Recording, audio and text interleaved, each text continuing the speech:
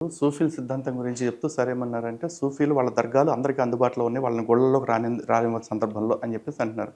ఈరోజు చర్చిల్లో కూడా అదే చెప్తున్నారు. మిమ్మల్ని గుళ్ళోకి రానివ్వట్లేదు కాబట్టి మీరు చర్చికి రండి అంటున్నారు. ఇది మతపరమైందే కానీ సమాజానికి వీళ్ళు హిందూ ధర్మం చెప్పని కొత్త జ్ఞానాన్ని మంచిని ఏం చెప్పారు, సమాజానికి మంచిని ఏం చేశారు, ఇది చెప్పట్లేదు.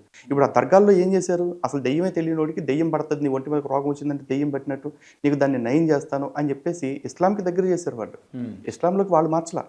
వాళ్ళు ఇస్లాం సానుభూతిపరులుగా, ఇస్లాం పట్ల మంచి ఉద్దేశం కలిగే వాళ్ళలాగా మార్చారు. కానీ వాళ్ళు ఏం చెప్పారు? ఖురాన్లో ఉన్నది చెప్పారా? ఖురాన్లో ఉన్నది ఉన్నట్టు చెప్తూ సూఫీలు చేయాలంటే సూఫీల కంకాళ్ళ కంకాళ్ళ ఇది అన్నారు సార్. సూఫీలు ఏంటది?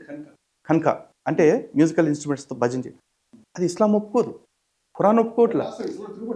మరి ఇస్లాంకి వ్యతిరేకంగా వాళ్ళు వచ్చే మళ్ళీ ఇస్లాంలోకి మార్చగలిగారు కానీ ఇస్లామిక్ పద్ధతుల్లో అందరినీ మార్చలేదు. కానీ ఇస్లాం సానుభూతి పరులుగా మార్చారు, వాళ్ళ నాన్నగారే భక్తులుగా మార్చారు. షాజీ శివాజీ అనే పేరుని షా షరీఫ్ అనేటువంటి ఒక పీరుని బట్టి సూఫీని బట్టి పెట్టాడు ఆ పేర్లు.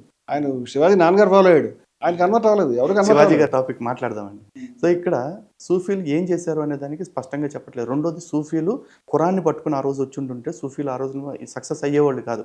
వాళ్ళు ఖురాన్ని పక్కన పెట్టి హిందూ సంప్రదాయాలకు దగ్గరగా వచ్చి, జస్ట్ లైక్ ఇప్పుడు ఎట్లా అయితే చర్చిల్లో అభిషేకాలు, చర్చిల ముందు ధ్వజస్తంభాలు, చర్చిల బయట ఊరేగింపులు, చర్చిల లోపల గుండు కొట్టించుకోవటాలు, చర్చిల లోపల ఇదేంటి అంటారు లడ్డు ప్రసాదాలు, పులిహోర ప్రసాదాలు పెడుతున్నారు.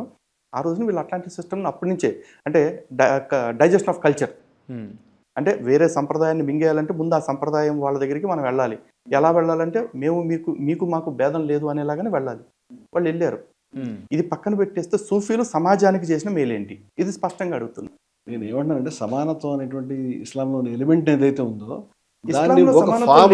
సూఫీలో ఉన్న సమానత్వం ఇస్లాంలో ఆపాదించకండి. నేను కంప్లీట్ గా ఉందనట్లేదు. సూఫీలో ఉన్న సమానత్వానికి ఇస్లాంకి సంబంధమే లేదు. అసలు ఇస్లాంలో సమానత్వం ఉంది, ఎక్కడుంది? ఏముందో చెప్పండి. ఏముందో చెప్పండి. నేను పరిమితుల్లో చెప్తున్నాను. ఆ ఎలిమెంట్ ఇక్కడ దాకా పట్టుకొచ్చి సమానత్వం చేయగలిగారు. సనాతన ధర్మంలో ఉన్న సమానత్వం నేను చెప్తా ఇప్పుడే.